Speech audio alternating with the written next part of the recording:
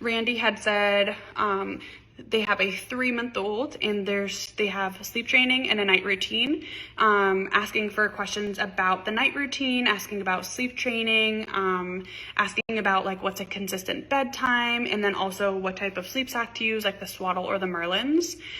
I personally agree. It is never too early to start sleep training. Now, this is a very controversial topic in people's minds, and some people feel at the 4-month that's the best time. You'll see a lot of consultants preach that about 4 months that you can start.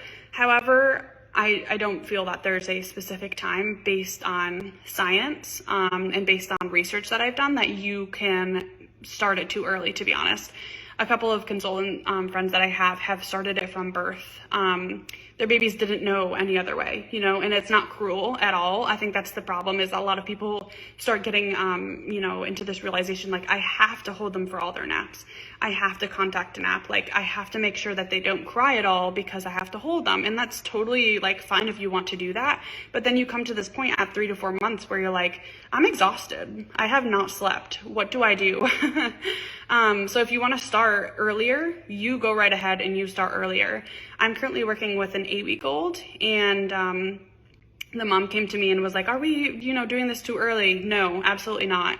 This is our 6th day of working on independent sleeping. The first 2 days she was independently sleeping by herself. The 6th day, she has now connected her sleep cycles. So any other, place that you've heard about, connecting your sleep cycles, waking up at the 30 to 45 minute mark, they can only do that when they're 4 months. It's absolutely not true. Look that up on Google and stuff, like Google Scholar. I spent a lot of time researching these sites because I'm like, I don't really understand this whole thing. Let me look into it.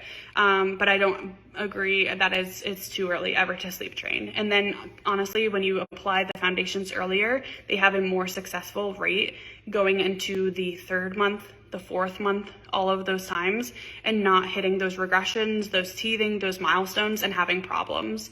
They might be rocked for like 1 to 2 nights on their foundation, and they might be getting up like 1 to 2 nights with a wake. They go right back to sleep. A lot of the people that I have spoken to in the past, they're like, I've been dealing with the 4-month regression and this baby is 6 to 8 months. I'm like, oh my goodness, that is a lot to deal with. And if I sleep train babies earlier, they tend to have a lot easier time down the road, not even going through these regressions and not being stumbled through them. So I just wanted to kind of go through that. Sorry, I went on a rant. So never too early to start. So I would pick a time for bed about 6:30 to 8 because they're about 3 months. So anytime in between that range, if you want to do 6:30, 7, 8, be kind of consistent within an hour of that range. So if you want to do like 6:30 or 7:30 or 7 or 8 every night, kind of just keep it consistent within an hour.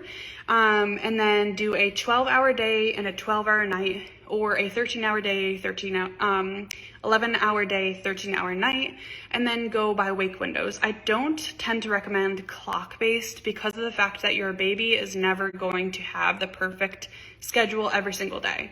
Like, yes, you could probably generally put them down at 9, and probably the next nap generally falls at 1:30. However, every single day their nap is not going to be the same, unless you just have this amazingly perfect baby that wakes up at the dot. Like, that would be awesome. However, I just don't know of too many babies that wake up and go to sleep at the same exact time every day. So go based on wake windows, not by time on the clock.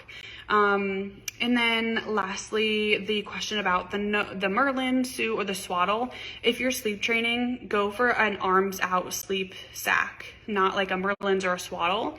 At 3 months, they're probably fine with doing a Swaddle. However, if you're doing sleep training, I highly recommend just getting them right into an arms out Swaddle. Any sleep sack is totally fine. But the ones that like hold their arms in, I wouldn't really even get into doing that, especially if you're doing sleep training. I would not recommend a Merlin whatsoever.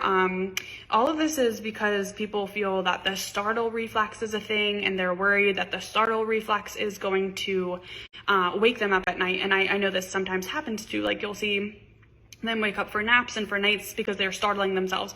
However, if we put something on like the Magic Merlin suit or any type of device that's going to prevent them from doing that, they're never going to learn how to control that as well during their sleep.